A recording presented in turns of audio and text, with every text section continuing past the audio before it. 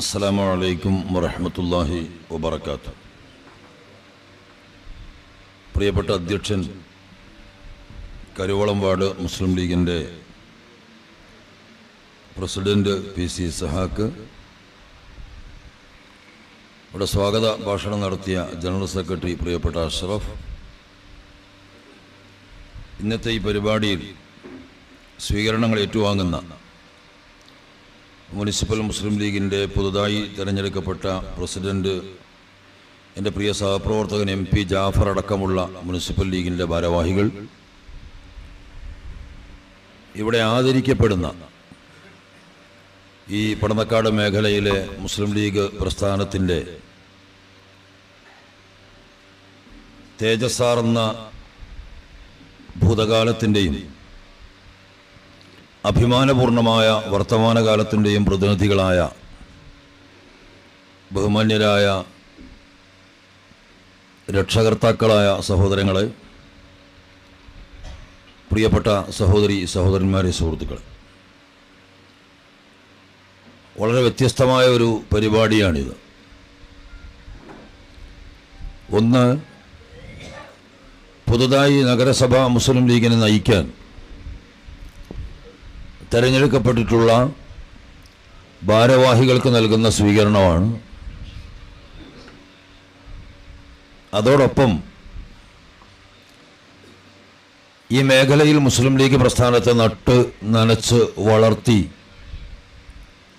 ഇന്നീ കാണുന്ന രൂപത്തിൽ അഭിമാനപൂർണമായ ഒരു വർത്തമാനകാലത്തെ നമുക്ക് സമ്മാനിക്കാൻ ചോരയും നീരും അവരുടെ സമയവും അധ്വാനവും എല്ലാം വിനിയോഗിച്ചുകൊണ്ട് ത്യാഗപൂർണമായ പ്രവർത്തനങ്ങൾ നടത്തിയ 30ഓളം ആളുകളെ, അതിൽ 3 പേര് അവർ ശയ്യാവലംബികളായതുകൊണ്ട് ഇവിടെ എത്തിച്ചേരാൻ കഴിഞ്ഞില്ല, ബാക്കി 27 ആളുകൾ ഇവിടെ എത്തിയിട്ടുണ്ടെന്നാണ് ഞാൻ മനസ്സിലാക്കുന്നത്. അവർക്ക് നൽകപ്പെടുന്ന ഒരു സ്വീകരണം, ഒരു ആദരവ് പരിപാടി കൂടിയാണ് ഇവിടെ നടക്കുന്നത്. ഈ 2 പരിപാടികൾ തമ്മിൽ വലിയ ബന്ധമുണ്ട്. രണ്ടാമത്തെ പരിപാടിക്ക് ആധാരമായിട്ടുള്ള ആളുകൾ ഇല്ലായിരുന്നുവെങ്കിൽ ഒന്നാമത്തെ പരിപാടിക്ക് നിദാനമായി തീരുന്ന ഒരു നേതൃത്വം ഉയർന്നു വരില്ലായിരുന്നു, സ്വീകരണം നൽകാൻ കഴിയില്ലായിരുന്നു. അതുകൊണ്ട് ജാഫർ ഉൾപ്പെടെയുള്ള ഈ നേതാക്കന്മാർ ഇന്നിവിടെ സ്വീകരിക്കപ്പെടുമ്പോൾ നിങ്ങൾ ഉൾപ്പെടെ, ഞാൻ ഉൾപ്പെടെ ഈ പ്രസ്ഥാനത്തിൻ്റെ വിവിധങ്ങളായ തലങ്ങളിൽ ഇന്ന് നേതൃത്വത്തിലിരിക്കുന്ന നമ്മൾ യഥാർത്ഥത്തിൽ ഇവർ നട്ടു നനച്ചുണ്ടാക്കിയ വിത്തിൻ്റെ, ഇവർ വളമേകിയ ചെടിയുടെ, ഇവർ പടത്തുപ്പന്തലിപ്പിച്ച മരത്തിൻ്റെ, ആ മരത്തിൻ്റെ തണലാണ് നമ്മൾ, അതിൻ്റെ ആസ്വാദകരാണ് നമ്മൾ എന്നതാണ് ഈ ഒരു പരിപാടിയുടെ വലിയ പരസ്പര പൂരകത്വം എന്ന് സൂചിപ്പിക്കാൻ ഞാൻ ഉദ്ദേശിക്കുകയാണ്. പടന്നക്കാട് മേഖല മുസ്ലിം ലീഗ് ഏതാനും ദിവസങ്ങൾക്ക് മുമ്പ് ഇവിടെ സംഘടിപ്പിച്ച പരിപാടിയിൽ ഞാൻ ഈ തലമുറ എന്താണ് എന്നും ഈ തലമുറ ഇല്ലായിരുന്നെങ്കിൽ നമ്മൾ എന്താകുമായിരുന്നുവെന്നും സാമാന്യം വിശദമായി ഇവിടെ പറയുകയുണ്ടായിട്ടുണ്ട്. ആ പരിപാടിയുടെ ചുവട് പിടിച്ചുകൊണ്ട് ഈ മേഖലയിൽ ഒരു വിപുലമായ പരിപാടി സംഘടിപ്പിക്കാൻ ഇവിടുത്തെ മുസ്ലിം ലീഗിൻ്റെ കമ്മിറ്റികൾ തീരുമാനിച്ചിട്ടുണ്ട് എന്നും ആ പരിപാടി വൈകാതെ നടക്കുമെന്നും സംഘാടകർ എന്നെ അറിയിക്കുകയും ചെയ്തിട്ടുണ്ട്. അപ്പോൾ ഇൻഷാ അല്ലാഹ് അന്ന് പറഞ്ഞ ചരിത്രത്തിൻ്റെ ബാക്കി ഭാഗം ഇൻഷാ അല്ലാഹ് ആ സംഗമത്തിൽ പറയുന്നതായിരിക്കും പ്രയോജനപ്പെടുക. കാരണം നിങ്ങൾ ചരിത്രത്തിൻ്റെ സൃഷ്ടാക്കളാണ്. ചരിത്രത്തിൻ്റെ സൃഷ്ടാക്കളായ നിങ്ങളോട് നിങ്ങൾ ഇങ്ങനെയായിരുന്നു എന്ന് ഞാൻ പറയുന്നത് കൊണ്ട് എന്തെങ്കിലും പ്രത്യേകിച്ച് ഫലമുണ്ടാകില്ല. നിങ്ങളോട് നന്ദി പറയുക, നിങ്ങൾക്ക് വേണ്ടി പ്രാർത്ഥിക്കുക, നിങ്ങൾ ചെയ്ത ത്യാഗത്തെ വിലമതിക്കുക, നിങ്ങൾ ചെയ്ത സേവനത്തിൻ്റെ മഹത്വത്തെ ഉയർത്തിപ്പിടിക്കുക എന്നതിനപ്പുറത്ത് ഇന്ന് ഞാൻ നിങ്ങളുടെ ത്യാഗം തന്നെ ആവർത്തിക്കുന്നത് കൊണ്ട് വേറെ അർത്ഥമില്ല.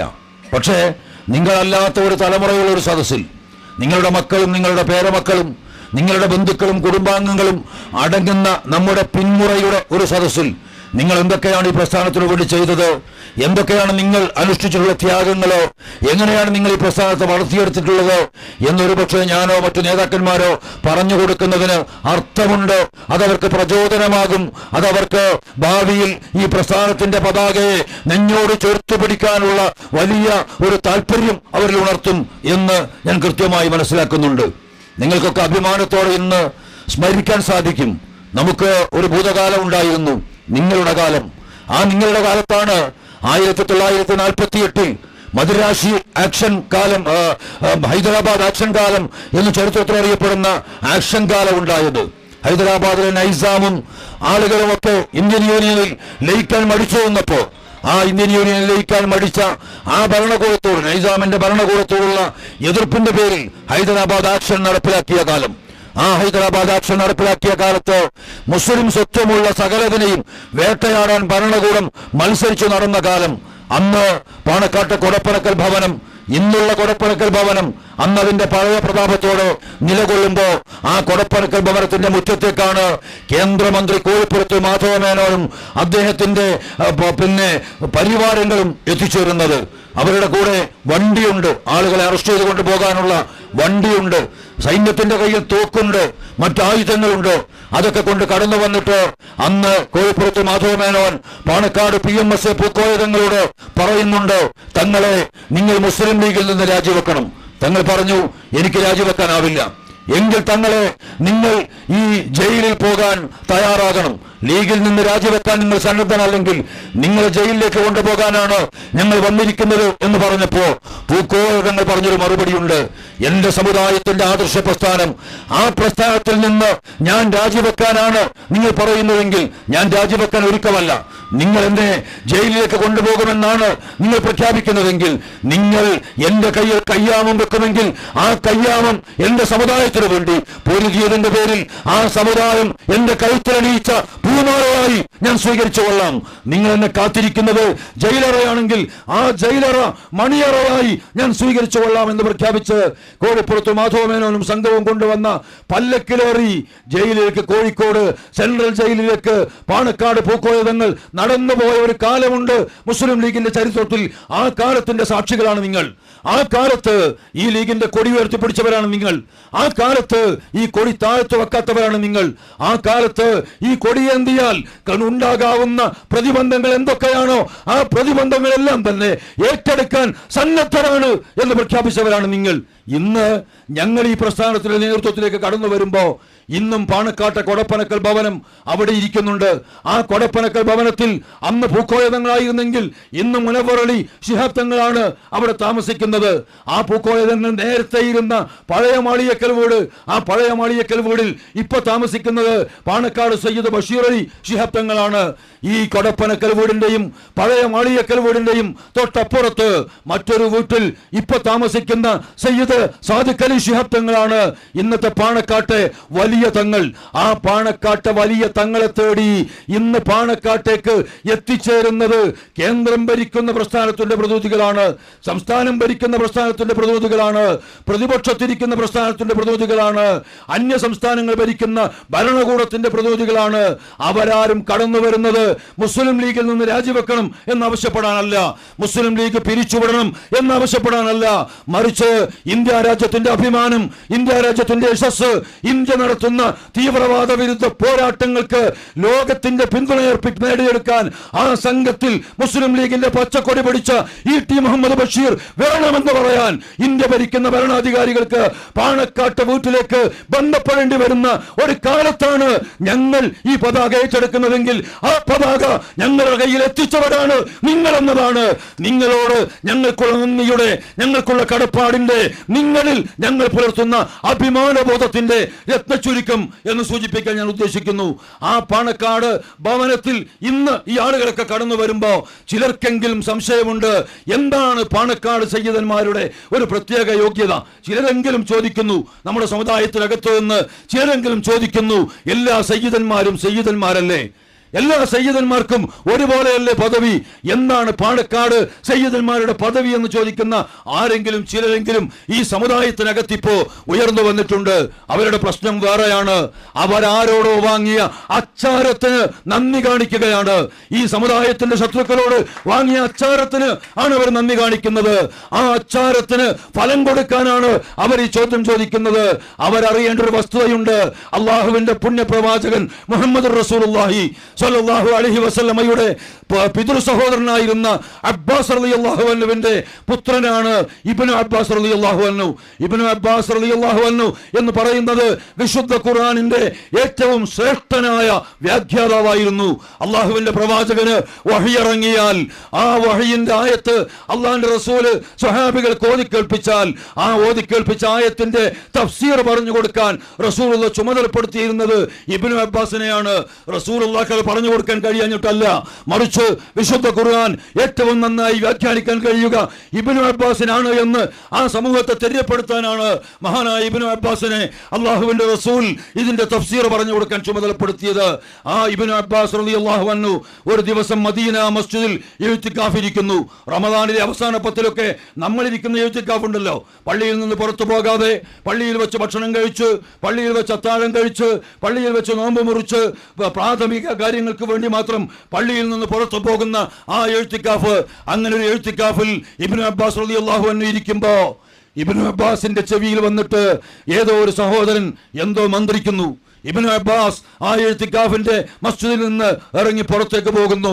ഇഅ്തികാഫിന്റെ നിബന്ധന ലംഘിച്ച ഇബ്നു അബ്ബാസിന്റെ ഈ പ്രവൃത്തി കണ്ടിട്ട് മറ്റൊരു സ്വഹാബി ഇബ്നു അബ്ബാസിനോട് പിന്നെ ചോദിക്കുന്നു, അല്ല ഇബ്നു അബ്ബാസ് എന്നവരെ, നിങ്ങൾ എന്തുകൊണ്ടാണ് മസ്ജിദിൽ നിന്ന് ഇഅ്തികാഫിന്റെ നിബന്ധന ലംഘിച്ചുകൊണ്ട് ഇറങ്ങിപ്പോയത്? ഉടൻ തന്നെ വന്നു അള്ളാഹുവിന്റെ റസൂലിന്റെ പ്രിയപ്പെട്ട എളാപ്പയുടെ മകനായ ഇബ്നു അബ്ബാസിന്റെ മറുപടി. അള്ളാഹുവിന്റെ റസൂല് പറയുന്നതായി ഞാൻ കേട്ടിട്ടുണ്ട്, നിങ്ങൾ വിശ്വാസത്തോടെ പ്രതിഫലേച്ഛയോടെ ഒരു ദിവസം അള്ളാഹുവിന്റെ മസ്ജിദിൽ ഇഅ്തികാഫ് ഇരുന്നാൽ നിങ്ങളും നരകവും തമ്മിൽ 3 കിടങ്ങുകൾ അകലത്തിലാകും. 3 കിടങ്ങുകൾ തമ്മിൽ അകലത്തിലാകും. ഓരോ കിടങ്ങുകൾക്കിടയിലുള്ള വ്യത്യാസം മശ്രിഖിന്റെയും മഗ്രിബിന്റെയും ഇടയിലുള്ള വ്യത്യാസമാണ്. മശ്രിഖ് മഗ്രിബ് എന്ന് പറഞ്ഞാൽ അറിയാലോ, ഉദയാസ്തമന സ്ഥാനങ്ങൾക്കിടയിലുള്ള വ്യത്യാസം. ഉദിക്കുന്ന സ്ഥാനം മുതൽ അസ്തമിക്കുന്ന സ്ഥാനം വരെ എത്ര വ്യത്യാസമുണ്ടോ അത്രയും വ്യത്യാസമുള്ള 3 കിടങ്ങുകൾ നിങ്ങളും നരകവും അകലത്തിലാകുമെന്ന് പുണ്യപ്രവാചകൻ പഠിപ്പിച്ചത് ഞാൻ കേട്ടിട്ടുണ്ട്. അതേ പ്രവാചകൻ പറയുന്നതായി ഞാൻ മനസ്സിലാക്കിയിട്ടുണ്ട്. അതേ പ്രവാചകൻ പറയുന്നതായി ഞാൻ കേട്ടിട്ടുണ്ട്. നിങ്ങൾ വിശ്വാസത്തോടെ ഒരു മനുഷ്യന്റെ പ്രശ്നം പരിഹരിച്ചു കൊടുത്താൽ, ഒരു മനുഷ്യന്റെ ദുഃഖം പരിഹരിച്ചു കൊടുത്താൽ, ഒരു മനുഷ്യന്റെ പ്രയാസം പരിഹരിച്ചു കൊടുത്താൽ അവനും നരകവും തമ്മിൽ അവന് 60 ദിവസം ഇഅ്തികാഫിരുന്ന പ്രതിഫലം നൽകുമെന്ന് റസൂലുള്ള പറയുന്നത് ഞാൻ കേട്ടിട്ടുണ്ട്. നിങ്ങൾ ആലോചിക്കൂ, ഒരു ദിവസം ഇഅ്തികാഫിരുന്നാൽ നരകത്തിൽ നിന്ന് 3 കിടങ്ങുകൾ അകലത്തിൽ. ഒരു മനുഷ്യന്റെ പ്രശ്നം പരിഹരിച്ചു കൊടുത്താൽ നിങ്ങൾക്ക് ലഭിക്കുന്നത് 3 മാസം 2 മാസം ഇഅ്തികാഫിരുന്ന പ്രതിഫലം. 2 മാസം എന്ന് പറഞ്ഞാൽ 60 ദിവസം. 60 ദിവസം ഇഅ്തികാഫിരുന്നാൽ 60 × 3 180 കിടങ്ങുകൾ അകലത്തിലാകും. നരകത്തിൽ നിന്ന് ഒരു മനുഷ്യൻ 180 കിടങ്ങുകൾ അകലത്തിലാകാൻ പറ്റുന്ന പ്രവർത്തനമാണ് ഒരു മനുഷ്യന്റെ ദുഃഖം പരിഹരിച്ചു കൊടുക്കുക, ഒരു മനുഷ്യന്റെ പ്രയാസം പരിഹരിച്ചു കൊടുക്കുക. പാണക്കാട്ട വീട്, ആ വീട്ടിലേക്ക് പോകാത്ത ഹിന്ദുക്കളില്ല, ആ വീട്ടിലേക്ക് പോകാത്ത സമുദായങ്ങളില്ല. ഹിന്ദുക്കൾ പോകുന്നു, മുസ്ലിങ്ങൾ പോകുന്നു, ക്രിസ്ത്യാനികൾ പോകുന്നു, മറ്റ് മതമുള്ളവൻ പോകുന്നു, മതമില്ലാത്തവൻ പോകുന്നു, സകല രാഷ്ട്രീയക്കാരനും പോകുന്നു. അവരുടെ വിഷയങ്ങൾ പറയുമ്പോ ആ വീട്ടുകാരൻ നിങ്ങൾ ഏതാണ് ജാതി എന്ന് ചോദിക്കാറില്ല, നിങ്ങൾ ഏതാണ് മതമെന്ന് ചോദിക്കാറില്ല, നിങ്ങൾ ഏതാണ് സമുദായം എന്ന് ചോദിക്കാറില്ല, നിങ്ങൾ ഏതാണ് പാർട്ടി എന്ന് ചോദിക്കാറില്ല. അവിടെ പറയുന്ന അവരുടെ പ്രയാസങ്ങൾ, ആ പ്രയാസങ്ങൾക്ക് അവിടെ വെച്ച് പരിഹാരമുണ്ടാകുന്നു. ഓരോ ദിവസവും ആ വീട്ടിൽ നിന്ന് 100 കണക്കിന് ആളുകൾ അവരുടെ പ്രശ്നങ്ങൾ പരിഹരിച്ച് സമാധാനത്തോടെ അവരിറങ്ങിപ്പോകുന്നു. ഞാൻ കഴിഞ്ഞ ക്ലാസ്സിൽ പറഞ്ഞിട്ടുണ്ട്, NV അബ്ദുസ്സലാം മൗലവി പറഞ്ഞൊരു സംഗതി ഞാനിവിടെ ആവർത്തിക്കുന്നില്ല. മുസ്ലിം ലീഗിന്റെ സംസ്ഥാന കമ്മിറ്റിയിൽ പങ്കെടുക്കാൻ പാണക്കാട് പൂക്കോയ നിങ്ങളെ കൂട്ടി ചാക്കീരി അഹമ്മദ് കുട്ടിയുടെ കാറിൽ എത്തിക്കാൻ ബാഫക് തങ്ങളുടെ കൽപ്പന കേട്ടിട്ട് ചാക്കീരി അഹമ്മദ് കുട്ടിയുടെ കാറിൽ കയറി പൂക്കോയ തങ്ങളെ കൂട്ടാൻ വന്ന മുജാഹിദ് നേതാവായ NV അബ്ദുസ്സലാം മൗലവി, ആ അബ്ദുസ്സലാം മൗലവി മണിക്കൂറുകൾ പാണക്കാട്ട് വീട്ടിന്റെ കളത്തിൽ ഈ കാറിൽ കുത്തിയിരുന്നത്രേ. എന്തിന്? പാണക്കാട് പൂക്കോയ തങ്ങളുടെ ചുറ്റും കൂടിയ 100 കണക്കിന് മനുഷ്യന്മാർ അവർ വന്ന് തങ്ങളുടെ കാതിൽ പ്രയാസങ്ങൾ പറയുമ്പോ തങ്ങൾ ചിലരുടെ തലയിൽ ഊതിക്കൊടുക്കുന്നു, ചിലരുടെ നെഞ്ഞത്ത് ഊതിക്കൊടുക്കുന്നു, ചിലരുടെ കൈ പിടിച്ച് അവരുടെ കൈ പിടിച്ചൂതിക്കൊടുക്കുന്നു, ചിലർക്ക് നൂല് മന്ത്രിച്ചു കൊടുക്കുന്നു, ചിലർക്ക് വെള്ളം മന്ത്രിച്ചു കൊടുക്കുന്നു. ഇത് സകലതും ഹറാമാണെന്ന് വിശ്വസിക്കുന്ന ആളാണ് NV അബ്ദുസ്സലാം മൗലവി കാറിലിരിക്കുന്നത്. ആ മനുഷ്യൻ ആ കാറിലിരുന്നിട്ട് പൂക്കോയ തങ്ങളെ ചുറ്റും വളഞ്ഞിട്ടുള്ള മനുഷ്യരൊക്കെ ഇറങ്ങിപ്പോയതിനു ശേഷം പൂക്കോയ തങ്ങളെ കാറിൽ കൊണ്ടുവന്ന് കയറ്റിയിട്ട് കോഴിക്കോട് എത്തിയപ്പോ ബാഫയ്ക്ക് തങ്ങൾ ദേഷ്യപ്പെട്ടപ്പോ ബാഫയ്ക്ക് തങ്ങളോട് NV അബ്ദുസ്സലാം മൗലവി പറഞ്ഞൊരു മറുപടി ചരിത്രത്തിലുണ്ട്. NV അബ്ദുസ്സലാം മൗലവി പറഞ്ഞത്, പൂക്കോയ കുട്ടിയുടെ വീട്ടില് എത്രയോ മണിക്കൂർ മുമ്പേ ഞങ്ങൾ എത്തിയതാണ്, ഞങ്ങൾക്ക് അദ്ദേഹത്തെ വിളിച്ച് കാറിൽ കയറ്റിക്കൊണ്ടുവരാൻ മനസ്സ് വന്നില്ല. കാരണം പൂക്കോയെ ചുറ്റിപ്പറ്റി നിൽക്കുന്ന നൂറുകണക്കിന് മനുഷ്യന്മാർ, അവരിൽ ചിലർക്ക് പൂക്കോയ തലയിൽ കൈവച്ചു കൊടുക്കുന്നു, വേറെ ചിലർക്ക് വേണ്ടി ദുആ ചെയ്യുന്നു, പിന്നെ ചിലർക്ക് നൂല് കൊടുക്കുന്നു, വേറെ ചിലർക്ക് വെള്ളം കൊടുക്കുന്നു. അത് കിട്ടുമ്പോ അവരൊക്കെ സമാധാനത്തോടെ ആത്മനിർവൃതിയോടെ കടന്നു പോകുന്നു. ഇത്രയും മനുഷ്യർക്ക് ആത്മനിർവൃതിയേക്കുന്ന ഒരു പ്രവൃത്തിയെ മുടക്കിയിട്ട് എങ്ങനെയാണ് പൂക്കോയെ കൂട്ടിയിട്ട് ഞങ്ങൾ വരിക എന്ന മഹാനായ ബാഫയ്ക്ക് തങ്ങളോട് അന്ന് NV അബ്ദുസ്സലാം മൗലവി എന്ന 101% മുജാഹിദായ മനുഷ്യൻ ചോദിച്ച ചോദ്യം ചരിത്രത്തിൽ രേഖപ്പെട്ട് കിടക്കുന്നത് ഞാൻ കഴിഞ്ഞ ദിവസം നിങ്ങളോട് പറഞ്ഞിരുന്നു. അവിടെ നടക്കുന്ന അതാണ്.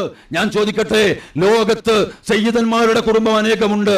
സയ്യിദന്മാരൊക്കെ അള്ളാഹുവിലുള്ള വിശ്വാസം നിലനിർത്തിക്കൊണ്ട് അള്ളാഹുവിന്റെ കൽപ്പനകൾ പാലിച്ചുകൊണ്ട് അവർ ജീവിക്കുന്നുവെങ്കിൽ അവർക്കൊക്കെ പദവി ഒരുപോലെയാണ്. പക്ഷേ മനുഷ്യന്റെ പ്രശ്നം പരിഹരിച്ചു കൊടുക്കുന്ന ഏതൊരു മനുഷ്യനും ലഭിക്കുന്ന ഉന്നതമായ പദവിയെക്കുറിച്ച് ഇബ്നു അബ്ബാസ് റളിയല്ലാഹു അൻഹു റിപ്പോർട്ട് ചെയ്ത ഹദീസിൽ പറയുന്ന ഈ സമ്മാനം നേടാൻ പാണക്കാട് കുടുംബത്തെ പോലെ പ്രാപ്തമായ ഒരു കുടുംബം ഇന്ന് ലോകത്തില്ല എന്നതാണ് പാണക്കാട് സയ്യിദ് കുടുംബത്തിന്റെ, പാണക്കാട് തറവാടിന്റെ, കൊടപ്പനക്കൽ തറവാടിന്റെ മഹത്വമെന്ന് ഞാൻ പറഞ്ഞു വെക്കുന്നു. ആ കൊടപ്പനക്കൽ തറവാട് ഇന്ന് സകലരും അവിടെ അവരുടെ അനുഗ്രഹങ്ങൾക്ക് വേണ്ടി കടന്നു വരികയാണ്. ആ പാർട്ടിയുടെ കൂട്ട് ചേർപ്പിന് വേണ്ടി, ആ പാർട്ടിയോടുള്ള ബന്ധത്തിന് വേണ്ടി ഇന്ന് ആളുകൾ കടന്നു വരികയാണ്. ഈ രണ്ടു കാലങ്ങൾ തമ്മിലുള്ള വ്യത്യാസം, ഈ രണ്ടു കാലങ്ങൾ തമ്മിലുള്ള വ്യത്യാസത്തിന്റെ മധ്യത്തിലെ പാലങ്ങളാണ് നിങ്ങൾ. അതുകൊണ്ട് നിങ്ങൾ ചെയ്ത സേവനം വൃഥാവിലായി പോയിട്ടില്ല. ഇന്ന് ഇന്ത്യ രാജ്യത്ത് പരിമിതരായ മുസ്ലിങ്ങളെങ്കിലും കേരളത്തിലെ മുസ്ലിങ്ങൾ, അതുപോലെ തമിഴ്നാട്ടിലെ പിന്നെ ഏതാനും പ്രവിശ്യകളിലെ മുസ്ലിങ്ങൾ, ആ മുസ്ലിങ്ങൾ ഇന്ത്യയിലെ മുസ്ലിങ്ങൾ അനുഭവിക്കുന്ന ഏറ്റവും പ്രയാസകരമായ ദുരന്തപൂർണമായ അവസ്ഥയിൽ നിന്ന് വ്യത്യസ്തമായി എന്തെങ്കിലും നേട്ടങ്ങൾ അനുഭവിക്കുന്നുവെങ്കിൽ ആ നേട്ടങ്ങളുടെ കാരണം ഇന്ത്യൻ യൂണിയൻ മുസ്ലിം ലീഗ് എന്ന രാഷ്ട്രീയ പ്രസ്ഥാനമാണ് എന്നത് ആരും സമ്മതിക്കുന്ന വസ്തുതയാണ്. ചർച്ചകൾ കാണുന്നില്ലേ നിങ്ങൾ? ചാനലിൽ ചർച്ച വരുമ്പോ ആ ചാനലിൽ നമ്മുടെ പാർട്ടിക്കാരല്ല, ഏതൊക്കെയോ പാർട്ടിക്കാരായിട്ടുള്ള ആളുകൾ, ഏതൊക്കെയോ വിശ്വാസ പ്രമാണങ്ങൾ വെച്ചു പുലർത്തുന്ന ആളുകൾ, മുസ്ലിങ്ങളല്ലാത്ത ആളുകൾ, അവർ പറയുന്നൊരു സത്യമുണ്ട്.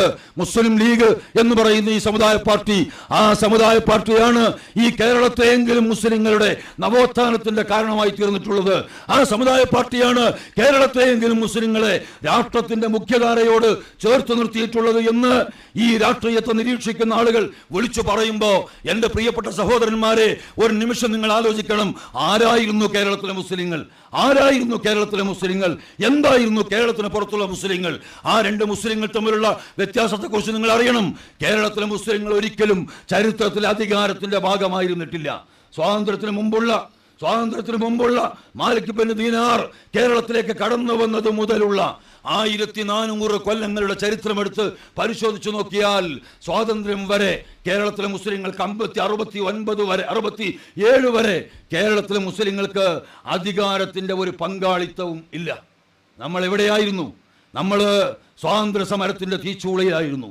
സ്വാതന്ത്ര്യത്തിനു വേണ്ടി വിദ്യാഭ്യാസം വേണ്ടെന്ന് വെച്ചവരായിരുന്നു. സ്വാതന്ത്ര്യത്തിനു വേണ്ടി വള്ളക്കാരന്റെ പീരങ്കികളോട്, തോക്കുകളോട്, അവരുടെ പാറ്റൺ ടാങ്കുകളോട്, അവരുടെ കൂറ്റൻ ആയുധങ്ങളോട്, പിച്ചാത്തി മാത്രം അടക്കാപ്പാക്ക് മുറിക്കുന്ന അരയിൽ തിരുകിയ പച്ചയറപ്പട്ടക്കുള്ളിൽ തിരികെ വെച്ച പിച്ചാത്തി കൊണ്ട് ഈ വള്ളക്കാരന്റെയും അതുപോലെ വൈദേശികാധിപത്യത്തിന്റെയും ആയുധങ്ങളോട് പൊരുതിയവരാണ് നമ്മൾ. പൊരുതി ഈയാമ്പാറ്റകളെ പോലെ പിഴഞ്ഞു മരിച്ചവരാണ് കേരളത്തിലെ മുസ്ലിങ്ങൾ.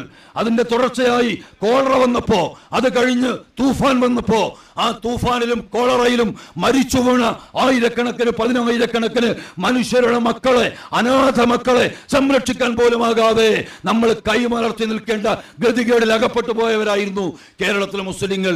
എന്നാൽ കർണാടകയിലെ മുസ്ലിങ്ങൾ, തമിഴ്നാട്ടിലെ മുസ്ലിങ്ങൾ, മറ്റ് ഉത്തരേന്ത്യയിലെ മുസ്ലിങ്ങൾ, മഹാരാഷ്ട്രയിലെ മുസ്ലിങ്ങൾ, കേരളത്തിന് പുറത്തുള്ള എല്ലാ സംസ്ഥാനങ്ങളിലെയും മുസ്ലിങ്ങൾ അവർ അധികാരത്തിലായിരുന്നു. ഉണ്ടായിരുന്നു, അവർക്ക് ഭരണകൂടങ്ങൾ ഉണ്ടായിരുന്നു. കർണാടകയിൽ ടിപ്പുവിന്റെയും ഹൈദരാലിയുടെയും ഒക്കെ സുൽത്താനേറ്റുകൾ ഉണ്ടായിരുന്നു. ഗുൽബർഗയിലെ സുൽത്താനേറ്റുകൾ ഉണ്ടായിരുന്നു.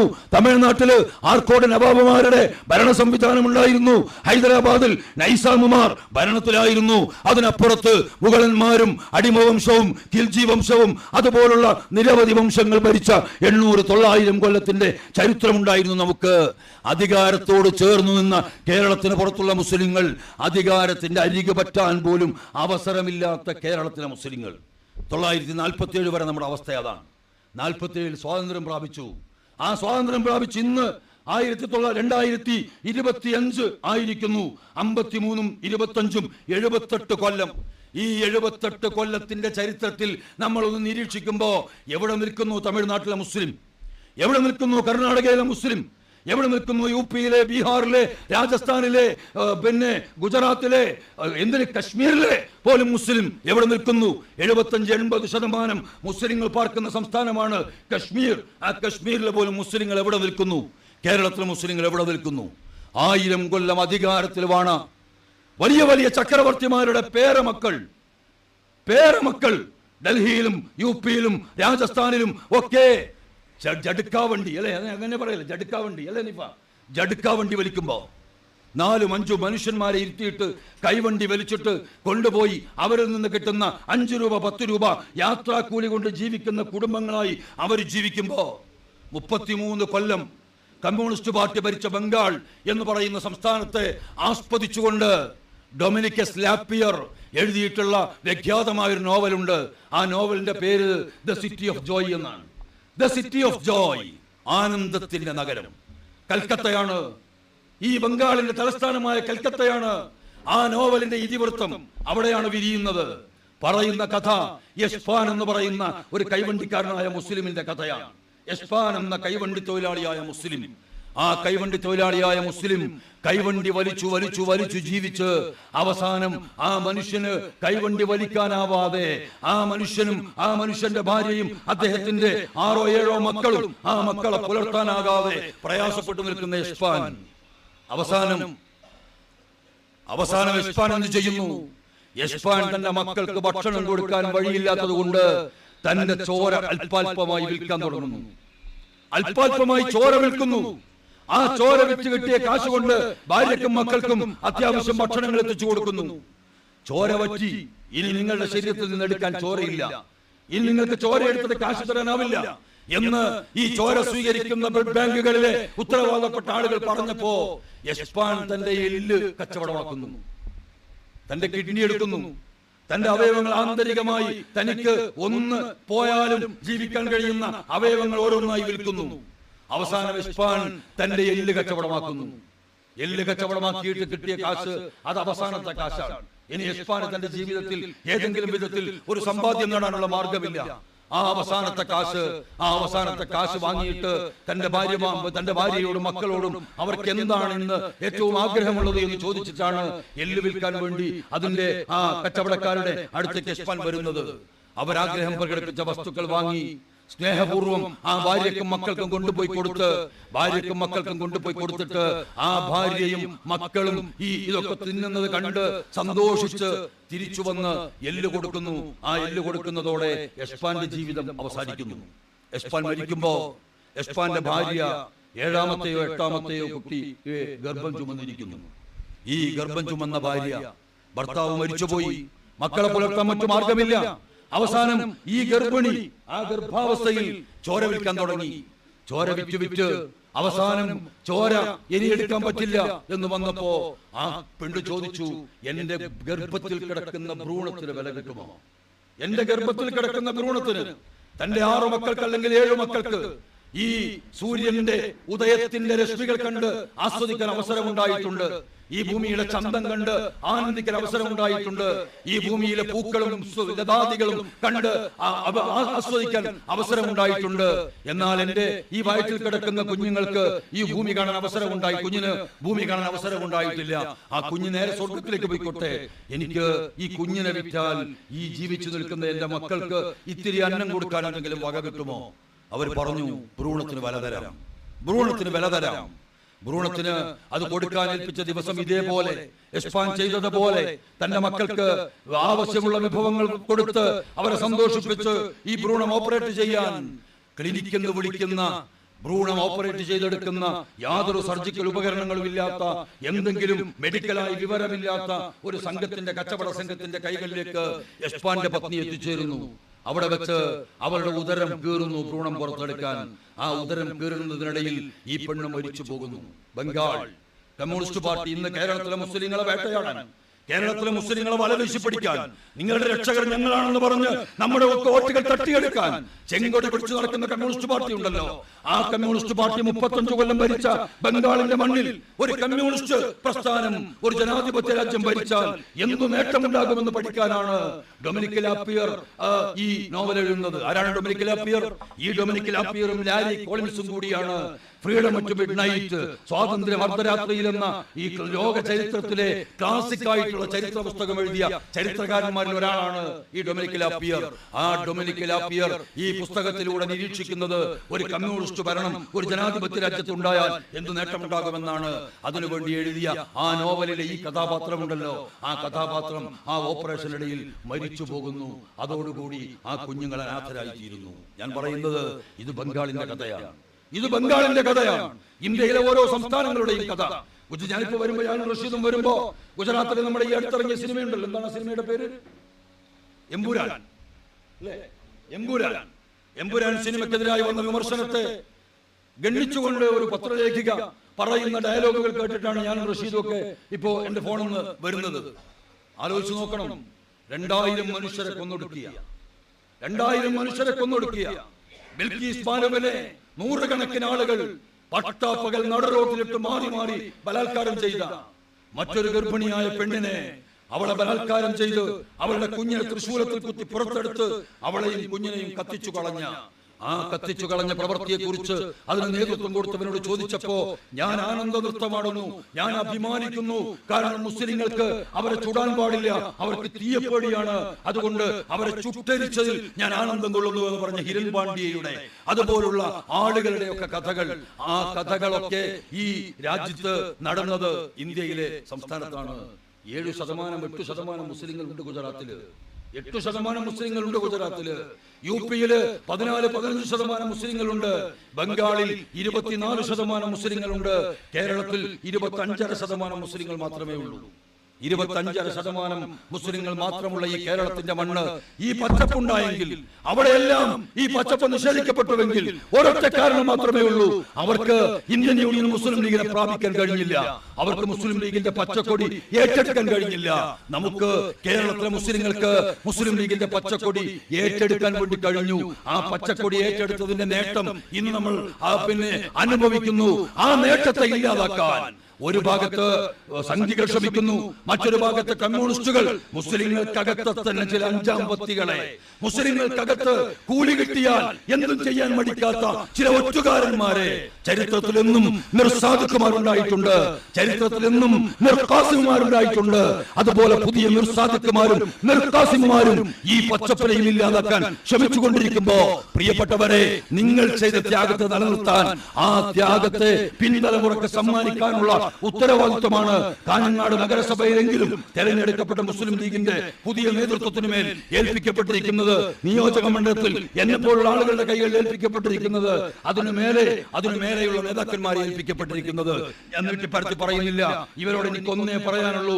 നിങ്ങൾ ഏറ്റെടുത്തിട്ടുള്ള ഉത്തരവാദിത്വത്തിന്റെ, ഞാൻ ഏറ്റെടുത്തിട്ടുള്ള ഉത്തരവാദിത്വത്തിന്റെ, ഓരോ നേതാക്കന്മാരും അവരവരേറ്റെടുത്തിട്ടുള്ള ഉത്തരവാദിത്വത്തിന്റെ ഗൗരവം മനസ്സിലാക്കിക്കൊണ്ട് ആ ഉത്തരവാദിത്വത്തോട് നേര് പുലർത്തിക്കൊണ്ട്, നീതി പുലർത്തിക്കൊണ്ട് ഒരൊറ്റ വാക്ക്, ഞാൻ തോൽക്കട്ടെ ജയിക്കട്ടെ, എന്റെ പാർട്ടി തോൽക്കാതിരിക്കണം. ഞാൻ തോൽക്കട്ടെ ജയിക്കട്ടെ, എന്റെ പാർട്ടി ജയിക്കണം. ആ ലക്ഷ്യത്തോടുകൂടി ഈ നേതൃത്വത്തെ മുന്നോട്ട് കൊണ്ടുപോകാൻ നിങ്ങൾക്കും നമുക്കുമെല്ലാം സാധിക്കട്ടെ, അള്ളാഹു അനുഗ്രഹിക്കട്ടെ എന്ന് പ്രാർത്ഥിച്ചുകൊണ്ട് ഈ തലമുറയുടെ ത്യാഗം, ആ ത്യാഗത്തിന്റെ പാഠങ്ങൾ വരും കാലത്ത് നമ്മുടെ രാഷ്ട്രീയ പ്രവർത്തനത്തിന്റെ, രാഷ്ട്രീയ പ്രസ്ഥാനത്തിന്റെ പാഠപുസ്തകമായി സ്വീകരിച്ചുകൊണ്ട് നമുക്ക് വരുന്ന തലമുറക്ക് ഈ ത്യാഗത്തിന്റെ വെളിച്ചം സമ്മാനിക്കാൻ നമുക്ക് കഴിയുകയും അതിനർഹമായ പ്രതിഫലം അള്ളാഹു ഇഹത്തിലും പരത്തിലും ഇവർക്ക് നൽകുകയും ചെയ്യട്ടെ നൽകട്ടെ എന്ന് പ്രാർത്ഥിച്ചുകൊണ്ട് ബിസ്മില്ലാഹിർ റഹ്മാനിർ റഹീം എന്ന അള്ളാഹുവിന്റെ നാമം ഉച്ചരിച്ചുകൊണ്ട് ഞാൻ ഇത് ഉദ്ഘാടനം ചെയ്യുന്നു. കൂട്ടത്തിൽ ഒരു കാര്യം കൂടി, ഇവിടെ പ്രിയപ്പെട്ട സൈഫ് അബൂബക്കർ കുറ്റിക്കോൽ, ബഹുമാനപ്പെട്ട ഇബ്രാഹിം ഹാജിയുടെ പ്രിയപ്പെട്ട മകൻ ഇബ്രാഹിം ഹാജി ജീവിച്ചിരിക്കുന്ന കാലത്ത് ഞങ്ങളുടെയൊക്കെ സുഹൃത്ത്, ഞങ്ങളുടെയൊക്കെ സഹപ്രവർത്തകനാണ്. സുഹൃത്ത് എന്ന് പറയുന്നില്ല, ഞങ്ങളുടെയൊക്കെ സഹപ്രവർത്തകനാണ്. അദ്ദേഹം ഒരുപാട് ജീവകാരുണ്യ പ്രവർത്തനങ്ങളിൽ ഞങ്ങൾക്ക് കൂട്ടായി നിന്നിട്ടുണ്ട്. ഞങ്ങൾക്ക് ഒന്നിച്ച് ഒരുപാട് ജീവകാരുണ്യ പ്രവർത്തനങ്ങൾ നടത്തിയിട്ടുണ്ട്. ഇബ്രാഹിം ഹാജി മരിച്ച ദിവസം അദ്ദേഹത്തിന്റെ മയ്യത്ത് നിസ്കരിക്കുന്നതിന് മുമ്പ് ഉസ്താദുമാരോ അദ്ദേഹത്തെ കുറിച്ച് ആമുഖം പറഞ്ഞു കഴിഞ്ഞതിന് ശേഷം മൈക്ക് വാങ്ങിയിട്ട് ഞാൻ അവിടെ വെച്ചൊരു വാക്ക് പറഞ്ഞു, നിങ്ങൾക്ക് ഓർമ്മയുണ്ടാകും. ഞാൻ പറഞ്ഞു, ഇബ്രാഹിം ഹാജി അവസാനമായി പങ്കെടുത്തത് പുതിയ കോട്ടയിലെ നമ്മുടെ ആയിഷത്തു സിദ്ദീഖ അല്ലെ, ആയിഷത്തു സിദ്ദീഖ ഹിഫ്ദുൽ ഖുർആൻ കോളേജിന്റെ ചടങ്ങിലാണ്. ആ ഹിഫ്ദുൽ ഖുർആൻ കോളേജിന് പ്രോത്സാഹനം നൽകണം എന്നുള്ളതാണ് അദ്ദേഹത്തിന്റെ അവസാന വാക്ക്. അതുകൊണ്ട് അദ്ദേഹത്തിന്റെ മക്കളോട് ഞാൻ ഉപദേശിക്കുന്നു, അല്ലെങ്കിൽ അവരോട് അഭ്യർത്ഥിക്കുന്നു, ബാപ്പയുടെ സ്മാരകമായി ആ കോളേജിന് എന്തെങ്കിലും ഒരു സംവിധാനം ഉണ്ടാക്കി കൊടുക്കണം എന്ന് പറഞ്ഞപ്പോ ഉടൻ മൈക്ക് വാങ്ങി ബഷീർ സാഹിബിനോട് പറഞ്ഞ കാര്യം ഞങ്ങൾ ഏറ്റെടുത്തിരിക്കുന്നുവെന്ന് പ്രഖ്യാപിച്ച ആളാണ് പ്രിയപ്പെട്ട അബൂബക്കർ കുറ്റിക്കോൽ. ഞങ്ങളൊക്കെ സ്നേഹപൂർവ്വം അബു എന്ന് വിളിക്കുന്ന സൈഫുലൈൻ അബു. അത് അദ്ദേഹം യാഥാർത്ഥ്യമാക്കി.